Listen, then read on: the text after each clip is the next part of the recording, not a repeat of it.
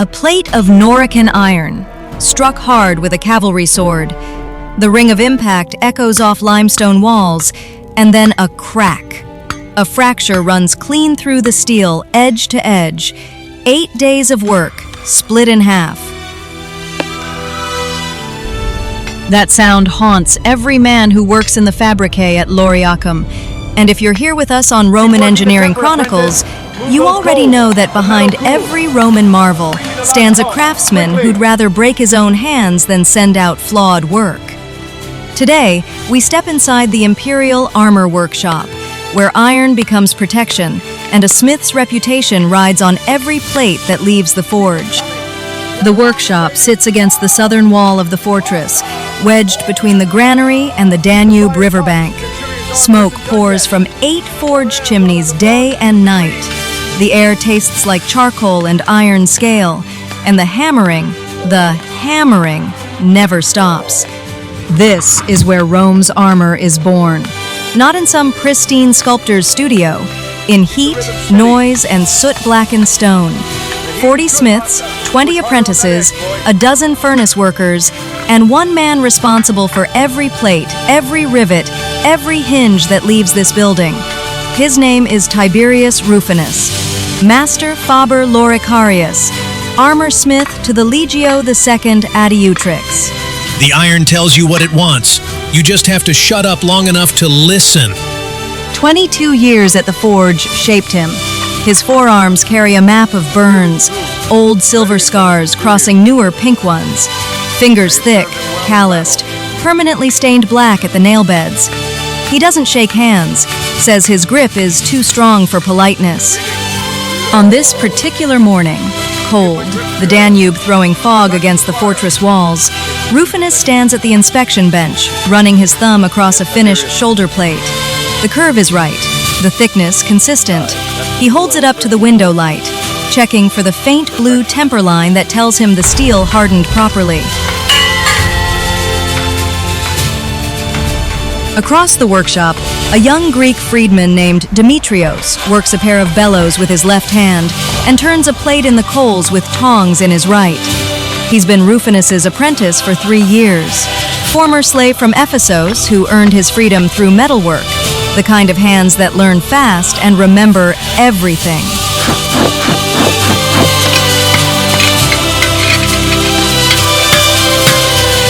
Master, this plate is R.E. Eddy.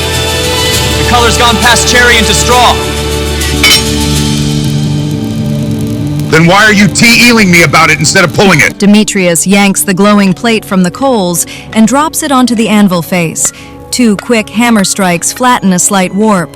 He dunks it in the quenching trough. Steam erupts upward, that familiar dragon's breath of hot iron meeting cold water.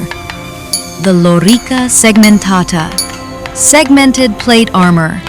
Doesn't look like much hanging on a rack, just strips of iron connected by leather straps and copper rivets. But on a legionary's body, those strips become a shell that can stop a sword thrust, deflect a javelin, and absorb a blow that would crack ribs beneath chainmail. 40 individual plates, precisely curved, properly hardened, fitted together so the soldier can march, fight, dig, and sleep, without the armor working against him. Each set takes Rufinus's workshop roughly 12 days to produce, from raw iron to finished product. That's 1 forge station running. With 8 stations, 60 sets a month, maybe 70 if nothing goes wrong. Things go wrong. The gate to the fabricae crashes open mid-morning. A centurion strides through the smoke, full armor, transverse crest, vine staff under his arm. The hammering falters, not because anyone ordered a stop, because the man walking in carries the kind of authority that makes noise feel inappropriate. Gnaeus Corvinus, centurion of the 1st century, 1st cohort. 15 years in the legions. A scar divides his left eyebrow where a Dacian falx nearly took his eye at the siege of Sarmizegetusa. He lost 11 men in that battle, not to Dacian swords, but to armor failure. Plates from a Pannonian workshop that cracked on impact, like cheap pottery.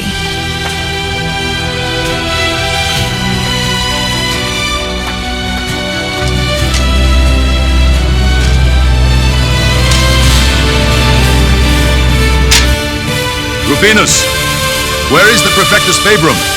I have orders Corvinus from the doesn't Elegate. smile. He unfolds a wax tablet and sets it on the bench between them. 480 complete sets of Lorica Segmentata, Corbridge type. Full shoulder units, girdle plates, chest and back assemblies. Fitted, tested, packed for transport. Rufinus reads the tablet. His jaw works.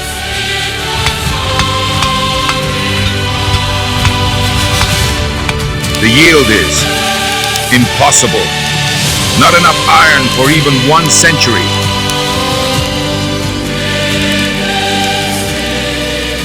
When does the Legion march? 480 sets. 8 weeks. Rufinus's mind runs the numbers the way a soldier counts paces. 60 sets a month at current capacity means 120 in 8 weeks. He needs 4 times that. You're asking me for 480 sets in the time it takes to make 120. You know that's... The 8 stations, the 40 men, the finite hours. It cannot be done. It will be done, Tiberius. By nightfall. That's the thing about reputation. It builds like armor, layer by layer, plate by plate. And then someone asks you to stake it all on an impossible deadline. Rufinus looks across the workshop.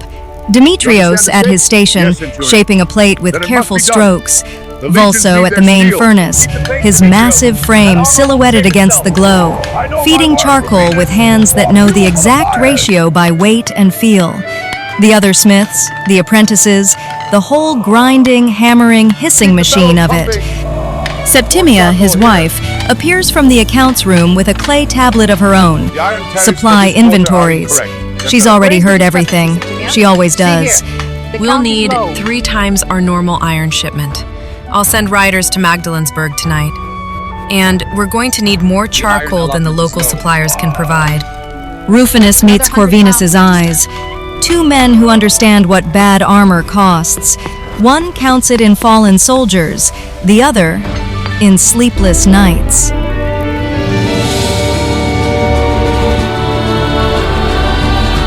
I understand. Prepare the materials.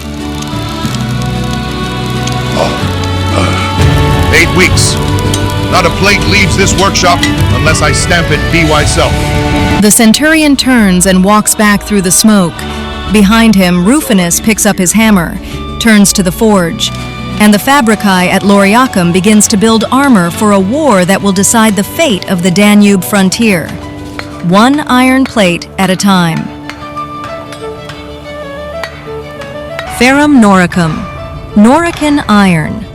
The Romans didn't have a word for steel, not the way we understand it, but they knew this metal was different, harder than Spanish iron, tougher than Gallic. Blades made from it held their edge through an entire battle. Armor plates made from it stopped blows that shattered lesser metal.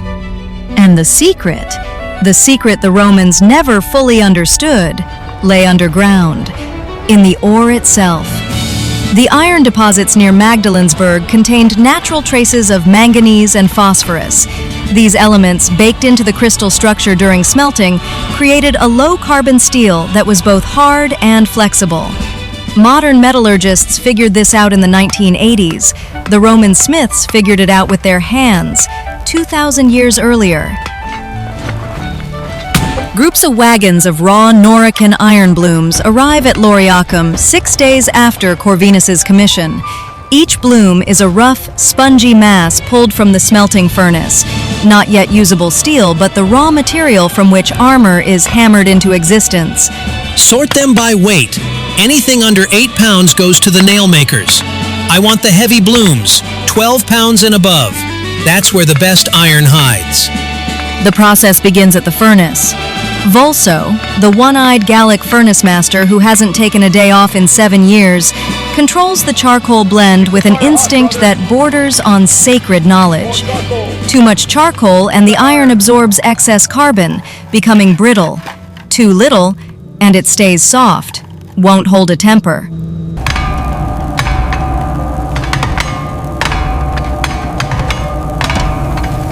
The flames speak. A yellow flame Each says bloom keep gets cold. reheated to A white welding flame says temperature, the iron is bright ready to listen. orange, not quite white. Then the hammering starts. This isn't shaping yet. This is refining. Every hammer blow squeezes slag, glassy waste trapped in the spongy iron, out through the surface. Fold the metal. Hammer it flat. Fold again. Hammer again. Fold. Hammer. Fold. Hammer. 8 to 12 folds for armor-grade plate stock. Each fold doubles the layers, aligns the grain structure, pushes the last impurities to the edges where they can be cut away. After 12 folds, a single bloom has become a dense bar of workable iron with over 4,000 layers compressed into its cross-section.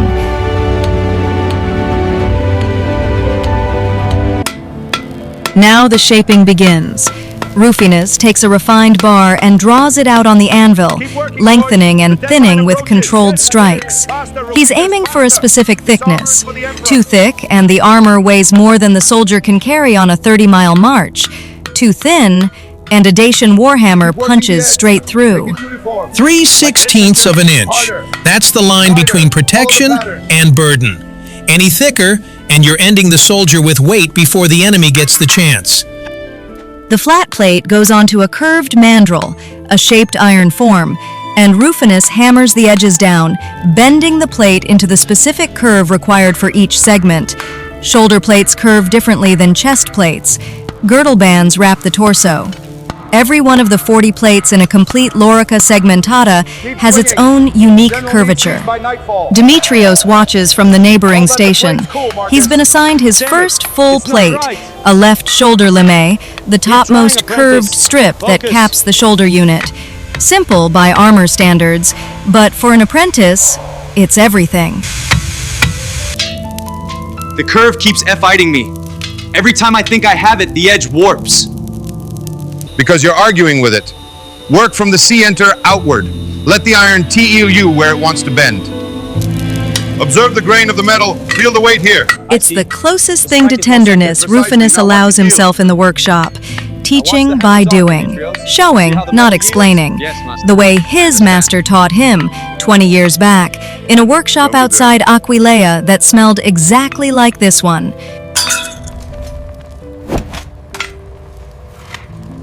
Once shaped, each plate must be hardened.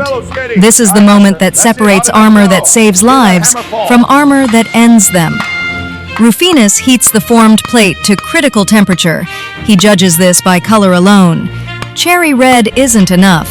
He waits for what he calls the blush, a specific orange red that glows evenly across the entire surface with no dark spots, no bright patches. When the color is uniform, that's when the iron's crystal structure has transformed. Quench it now, and it locks in the hardness. Miss the moment, and you get soft spots that a Falx will find. He plunges the plate into the quenching trough. The water erupts. Steam billows to the ceiling. The plate shrieks, a high metallic scream as thermal shock races through the steel. Rufinus holds it under for a count of 5, then pulls it out, dripping. He flicks it with a fingernail. Listens. A clear, bright ring means success. Hard steel, properly transformed. A dull thud means failure. Soft, unhardened, useless. Ring, clear as a temple bell. This plate will stop a blade. This is true armor. It will hold against any blade. But hardened steel is brittle steel. Drop it on stone and it might crack. So every plate goes back into the forge one more time, this time at low heat. A gentle straw yellow color, held there for an hour. This is tempering, the process that trades a fraction of hardness for flexibility. Armor needs to dent under impact, not shatter. Good work, Centurion. The finished plates move to the assembly room. Copper alloy rivets, softer than the iron so they'll absorb shock rather than transferring it, are hammered through pre-punched holes connecting the overlapping lames. Internal leather straps, cut from cattle hide and soaked in oil for flexibility, bind the segments together. Brass hinges connect the chest and back units. And then, it begins to look like something. Strips of iron become a shell. Separate pieces become a system, flexible enough to let a soldier swing a gladius, rigid enough to stop one. Legionary needs his plate. Almost done. The Legion expects the armor by week's end. 140 sets completed, stamped, and racked. Rufinus allows himself a rare moment of cautious hope. Then, Vulso calls him to the quenching trough.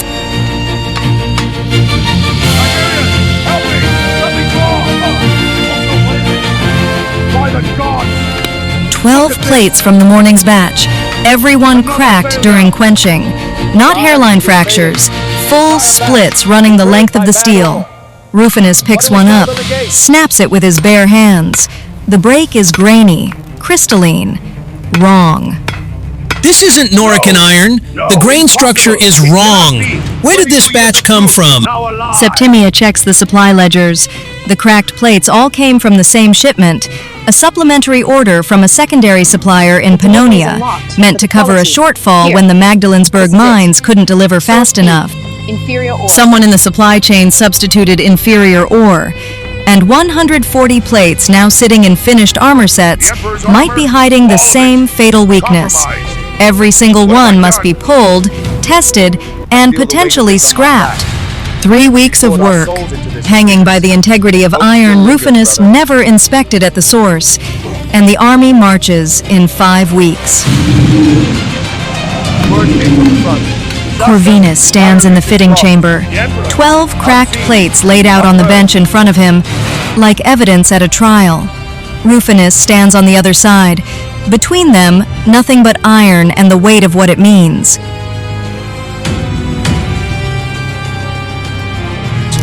I demand to know the truth. Why is the supply late? Sir, it's complicated. Problems arose we couldn't foresee. Large. How many sets are compromised? My men march into Dacian Falk's range wearing your armor. If a single plate fails, I will personally see this workshop closed and every smith reassigned to latrine digging. The Centurion leaves, and Rufinus does something he hasn't done in 22 years at the forge. He sits down, just sits, on an upturned bucket in the corner of the workshop, staring at the cracked plates on the bench. The fabricae keeps working around him, hammers falling, bellows breathing, the rhythm that's been his heartbeat for 2 decades, and right now, it sounds like mockery. He trusted the system, the supply chain, the procurement process, the seals on the shipment manifests, and the system fed him bad iron. Armor is metal. Get the metal right. Get the metal right and everything follows. But what happens when the metal lies to you? The workshop empties as the evening shift ends. Oil lamps replace daylight. Rufinus doesn't move. He's thinking about the 11 men Corvinus buried after Sarmizegetusa, thinking about how those soldiers dressed in armor they trusted walked into battle believing steel would hold between them and the Falks. And the steel betrayed them. His hands, those scarred, blackened, extraordinary hands, hang between his knees. Still, for the first time in longer than he can remember,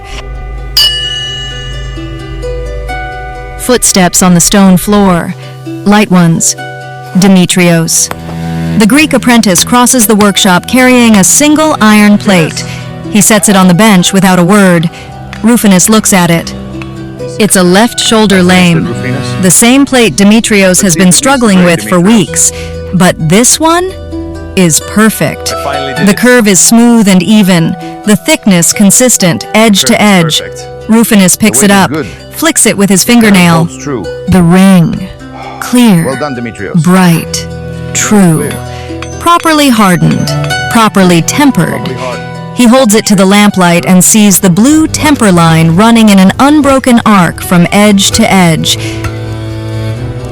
Work from the center outward. Yes, it is. Rufinus turns the plate in his hands. This piece of iron was shaped by someone he taught. His techniques, his standards, his obsession with getting the ring right, passed from his own master to him, and now from him to this young Greek freedman who was shaping bronze trinkets in Ephesus 5 years ago. This is good work, Demetrios. This is very good work. And something shifts. Not in the iron, in the man holding it. Rufinus stands up, sets down Demetrios's plate, picks up his hammer. The next 4 weeks are a controlled storm. Rufinus implements a testing protocol for every plate entering the workshop, the ring test. Each piece of raw iron stock is heated, quenched, and flicked before it goes anywhere near the shaping anvil. Clear ring means genuine Lorican steel. Dull thud means it goes back to the supplier with a message carved into the rejected batch, not fit for Roman soldiers. He divides the workshop into specialized stations. Volso takes 3 men dedicated to nothing but smelting and refining. Demetrios, promoted on the spot, runs the plate forming section with 4 apprentices under him. Rufinus personally handles final hardening and tempering for every set. I've rerouted 2 additional charcoal shipments from the civilian market, and I've sent riders to 3 Lorican mines with direct purchase orders. No middlemen, no substitutions. And's never done before. He teaches, not 1 apprentice at a time, all of them. He stands at the central anvil and demonstrates the shoulder curve, the girdle bend, the chest plate contour. He shows them how to read the color of heated steel, how to hear the difference between good iron and bad, how to feel when a hammer blow lands true.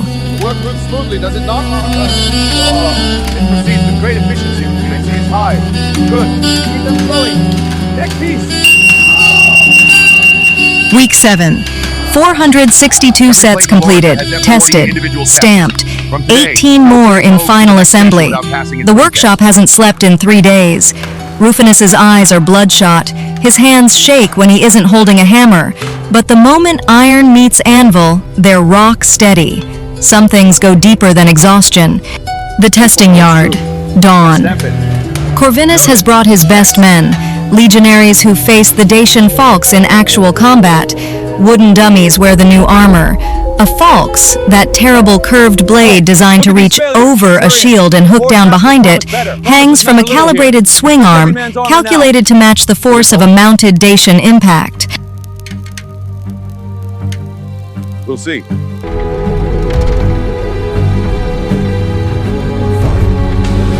The falx swings. Iron meets iron. The impact cracks across the testing yard like a whip. Every man flinches. Rufinus doesn't. He's listening. The blade bites into the shoulder plate, carves a groove a 1/4 inch deep, but it holds. The plate dents inward. The overlapping lane beneath catches the remaining force and distributes it sideways. The copper rivets flex. The leather backing absorbs the shock. The armor worked. Exactly as designed. The dent is there, proof of impact, but the plate didn't crack, didn't split, didn't betray the man wearing it. Again? They test 12 sets. Falx impacts, gladius thrusts, pilum strikes from 15 paces. Every set holds. Not one failure, not one crack. Lorican steel, properly sourced, properly worked, properly tempered by hands that understood what they owed the men inside it. Corvinus walks to where Rufinus stands. The centurion's face is the same granite mask it always is, but his eyes are different, softer. The eyes of a man who's been carrying 11 ghosts on his shoulders and just felt the weight shift. I saw what you endured. We delivered. Under impossible pressure, we delivered. These will do. From Corvinus, that's a standing ovation. I accept these. Thank you, Centurion. The last day.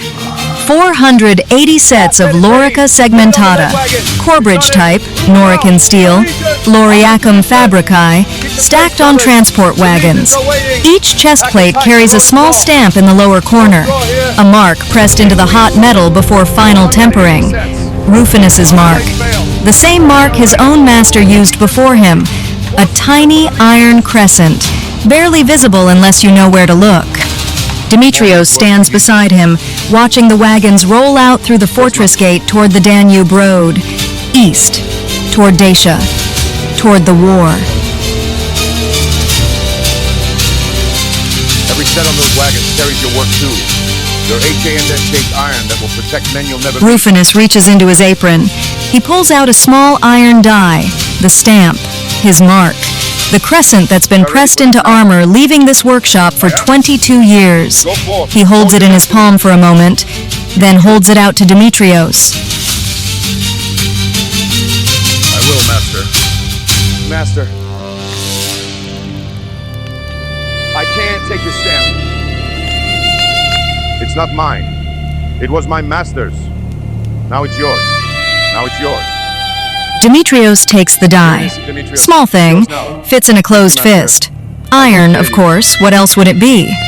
He closes his fingers around it, and the forge at Loriacum breathes on. The Lorica Segmentata served Rome's legions for over 300 years. Archaeological finds at Corbridge, Calcrisa, and Carnuntum have revealed armor of extraordinary sophistication, precisely curved plates, standardized rivets, interchangeable components, a manufacturing system that wouldn't be matched in Europe for over 1,000 years. The workshops that made them are gone, the forges cold, the men who worked them unnamed in every history ever written, but their armor survived. Pulled from the earth, still showing hammer marks, still carrying the ghost of a quench, still bearing sometimes the faint impression of a maker's stamp. A small iron crescent, barely visible, unless you know where to look.